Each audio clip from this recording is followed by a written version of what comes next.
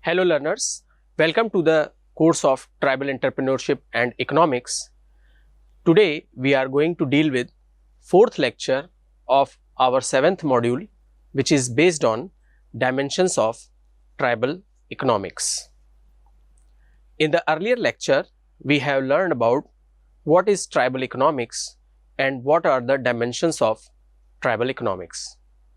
In this lecture, we are going to deal in detail these dimensions of tribal economics in Indian context and also important government policies which are helping in improving this tribal economics. So let us see the dimensions of tribal economics which are helping in Indian context. The first part is community-based economic system. We all know that the tribal economies are based on their community. They collect the resource collectively and own and manage it in a collective form, or simply speaking, none of them have a private idea of preserving and collecting the resources available to them from the forest. It is all for their own community. The communal ownership actually bring them a better cooperation and providing a strong foundation for tribal entrepreneurship initiatives that improves the needs and aspirations of the community.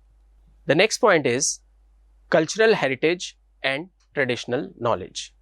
The tribal communities in India possess rich cultural heritage and traditional knowledge systems which can be leveraged for entrepreneurial activities.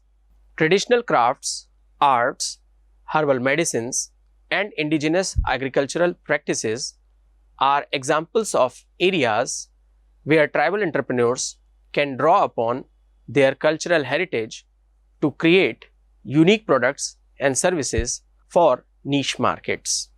It means that there are so plenty of cultural heritage available within the Indian tribes that with their traditional knowledges they can bring upon number of facilities, number of products which are unique in nature also, and they can also bring them certain types of monetary benefits so that the tribal economics could be grow. The next point is sustainable resource management practices. We know that the tribal business actually flourishes on the basis of the tribal entrepreneur, which are actually not only the extracting the products from their natural vegetation, but also preserving them and making them in such a manner that their livelihood and their vegetation remain sustainable. This knowledge is invaluable for tribal entrepreneurs engaged in activities such as ecotourism, organic farming, and forest-based enterprises.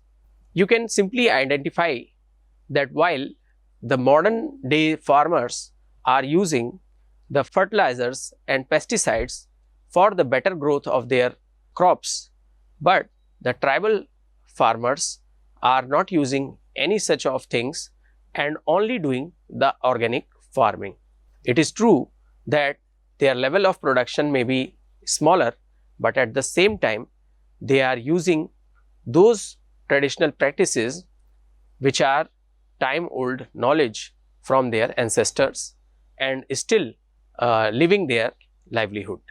The barter and informal economies are the next dimensions. The traditional forms of exchange such as barter and informal economies are still prevalent in tribal regions of India. These forms of exchange can facilitate entrepreneurship by enabling tribal entrepreneurs to start businesses with minimum financial resources and relying instead of exchange of goods and services within the community. This point want to suggest here that even if the finances are less available for the entrepreneurial aspect for any tribal community, they can exchange the goods and services on behalf of that and still can roll out their entrepreneurial aspects. The next point is government support and policies. The Indian government has implemented various policies and programs aimed at promoting tribal entrepreneurship and economic development. These include schemes for financial assistance, skill development, market linkages, and infrastructure development, which are targeted specifically for the tribal communities. Access to these government supports and resources can significantly enhance the success of tribal entrepreneurial initiatives.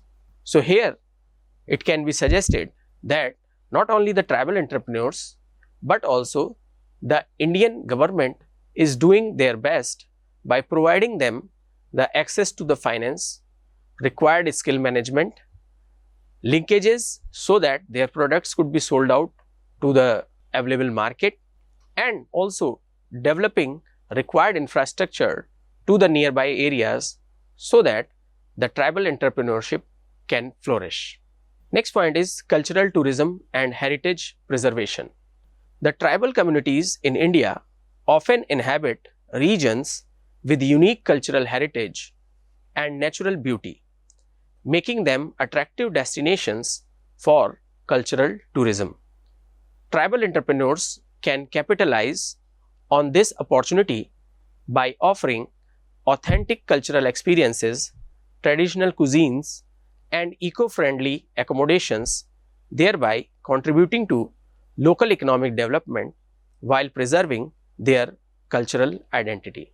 Simply speaking, nowadays the urban populations want a day of 1 or 2 of peaceful living, and for which the ecotourism can be a best idea which can be provided to those hilly and forest area which are near to the tribal belt. For this, the tribal communities should also identify the places by which the urban population can get access to it, and with that they can earn certain income.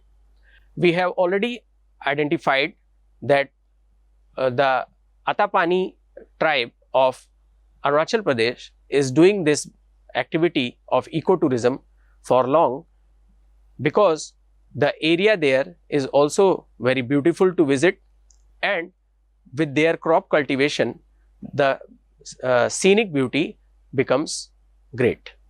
The next point is digital connectivity and market access.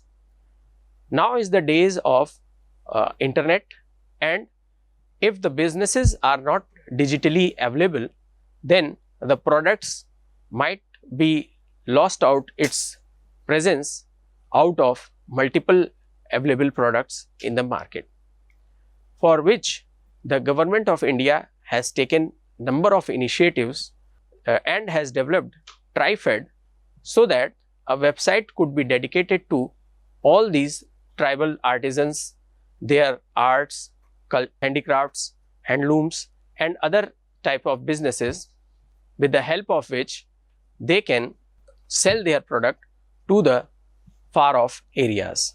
Not only this, the e-commerce platforms and social media marketing along with the digital payment system can help the tribal entrepreneurs to overcome the geographical barriers and access national and international markets for their products and services. Next point is community development organization and NGOs. Various community development organizations and non-governmental organizations, popularly known as NGOs, are actively working with tribal communities in India to promote entrepreneurship, capacity building, and livelihood enhancement initiatives. These organizations provide training, mentorship, networking opportunities, and access to funding for tribal entrepreneurs, enabling them to overcome barriers and succeed in their ventures.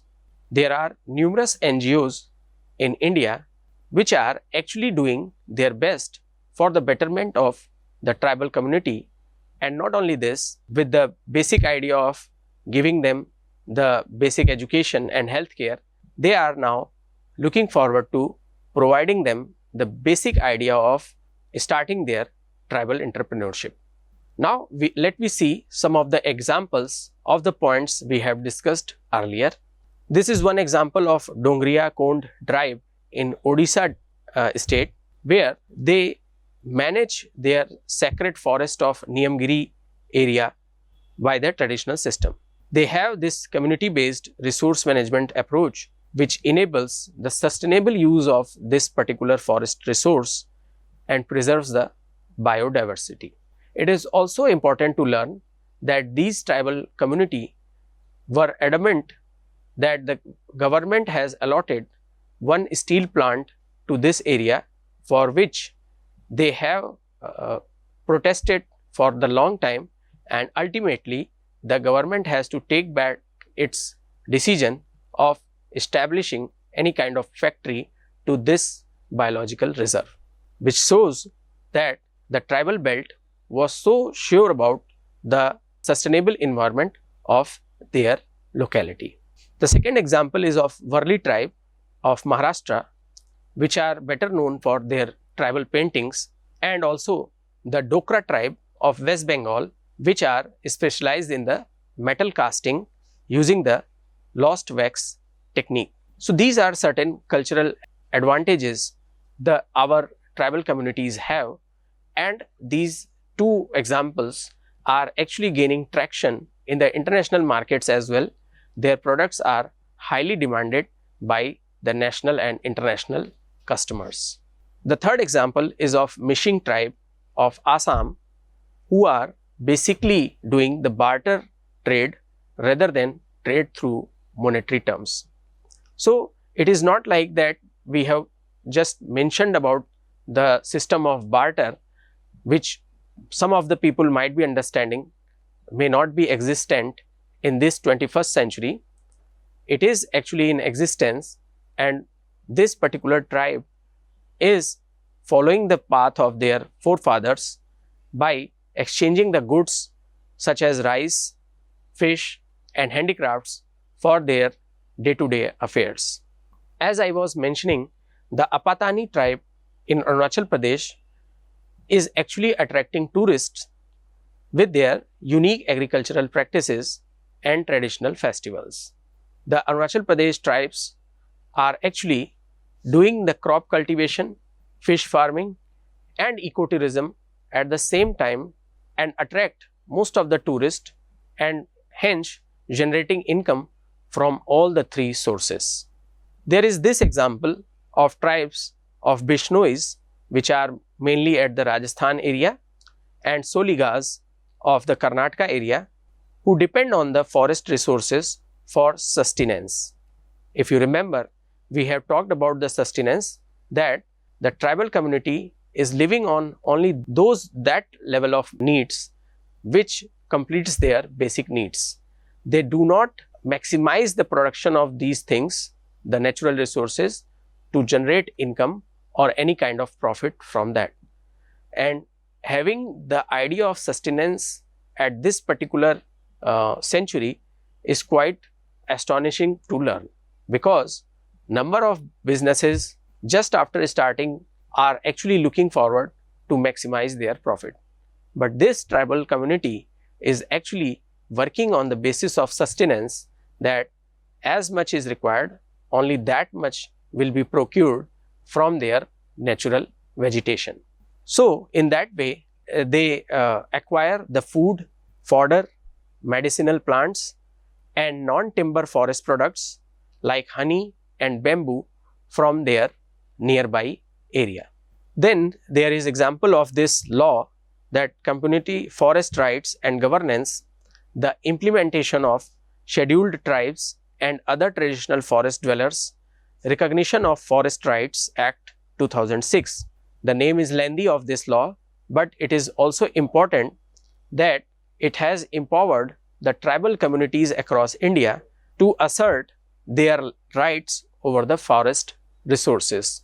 With this act, the government of India has assured that let the tribal assets through their forest and through their lands remain with them and no other external party could access on that by paying a heavy amount either to the tribal community or one of the member of it.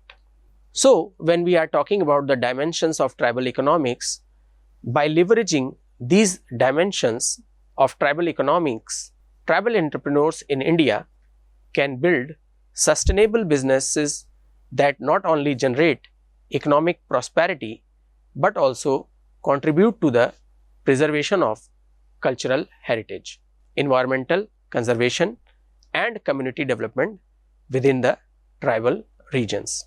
So, if we see this particular paragraph, it is suggesting that the tribal entrepreneurship is possible along with maintaining the cultural heritage, along with doing the environmental conservation and developing its own community with basic means and surplus income from the entrepreneurship. The examples which we have highlighted are the diverse in dimensions in the tribal economics and also in the Indian context, which encompass and inform us that the community-based resource management is still prevailing, the sustenance level of living is still prevailing, the traditional craft and barter trade are still prevailing, forest-based livelihood, cultural tourism and community forest governance can also grow with these types of tribal entrepreneurial aspect. Now, let us see what are the important government policies which are helping in tribal economics. There are several Indian government policies and programs which have been implemented to improve tribal economics and promote the overall socio-economic development of tribal communities.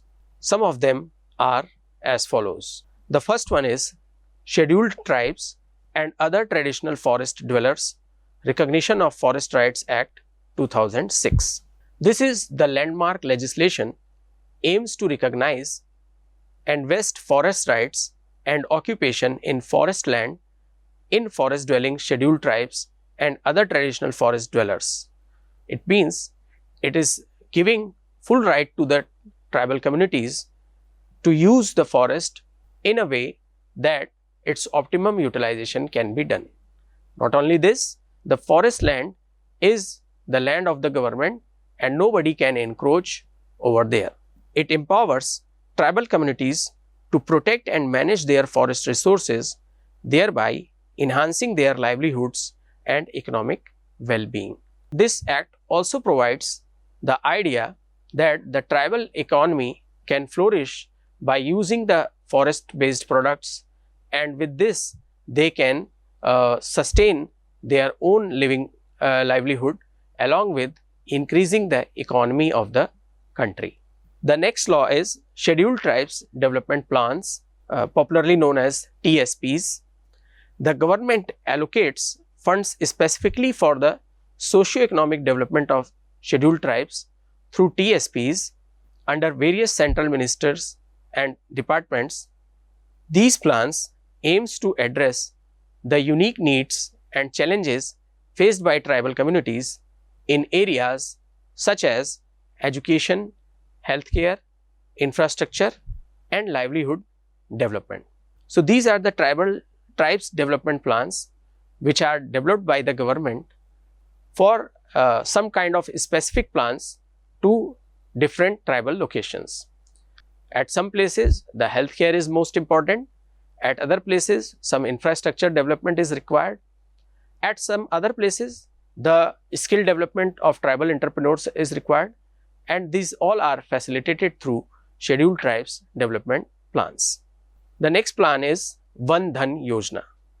This is launched by the Ministry of Tribal Affairs, and this scheme aims to improve tribal livelihood and enhance income generation through value addition of forest produce. It seeks to promote entrepreneurship among tribal gatherers and artisans by providing them with training, capacity building and market linkages for product derived from forest resources. So, if we talk about the silk, the honey, these are the two items which can come into this Van Dhan Yojana, which are developed from the forest area, and the government also provides training process to the tribal communities so that they can produce it in a good amount and can also sell it through their channel of networks. The next is Tribal Sub-Plan and Special Central Assistance to Tribal Sub-Scheme. These are the specific budgetary allocations made by the government to address the development needs of scheduled tribes. Funds under TSP and SCA are earmarked for tribal specific interventions in sectors such as education, healthcare, housing and skill development. So, government also here provides certain types of assistance to these sub-schemes. Next is the National Scheduled Tribes Finance and Development Corporation, popularly known as NSTFDC. The NSTFDC provides the financial assistance and support to the scheduled tribes entrepreneurs for setting up and expanding their enterprise. It offers the loans, subsidies and skill development programs to promote the entrepreneurship and economic self-reliance among tribal communities. We were talking about the access to finance is one of the major problem for the tribal community. With the help of these NSTFDC loans and subsidies, the tribal entrepreneur can access the required amount of finance and also the skill development programs with which they can improve their entrepreneurial skills. The most important is Tribal Cooperative Marketing Development Federation of India, popularly known as TriFed. It is a national level organization which works towards the socio-economic development of tribal communities by promoting marketing and entrepreneurship initiatives. It facilitates the marketing of tribal products through its network of retail outlets, exhibitions and e-commerce platforms, thereby creating market linkages for tribal producers. We have often said that the marketing of the tribal products are difficult, but with the development of this TriFed, not only the physical exhibitions but also the e-commerce platforms are being developed by which the tribal products can be available not only for the nearby customers but the customers across the globe. Again, the Pradhan Mantri Van Dhan Yojana is the scheme which established to promote the value addition, branding, packaging and marketing of non-timber forest products collected by the tribal gatherers. So, when we are talking about the spices, medicinal herbs, some condiments which are being procured from the forest area, these can be branded and packaged through this scheme of Pradhan Mantri Van Dhan Vikas Kendras.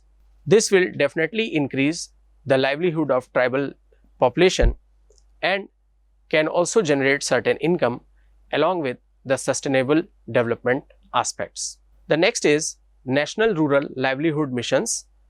As the name suggests that it is primarily based for the rural livelihood and naturally the tribes also comes into that part. It includes the special provisions for the tribal areas and aims to remove the poverty and promote the self-help groups so that it gives them the idea of diversifying their livelihood and develop their skills, also to provide their products to access into the markets. Conclusively, we can say that the government policies and programs play a vital role in improving the tribal economics, empowering tribal communities and promoting inclusive and sustainable development in tribal regions across India. We have seen that there are different dimensions of tribal economics, and also in the Indian context, number of these dimensions have been seen through number of examples where the dimensions are actually working as a weaknesses for the tribal economics, the government is working hard to provide access to those resources, be it terms of finance or in terms of skill development to the tribal entrepreneurs, so that whatever be the dimensions which are actually working as a barrier for the tribal economics can be removed out and the tribal entrepreneurs can flourish their business all across the country. Thank you for listening patiently.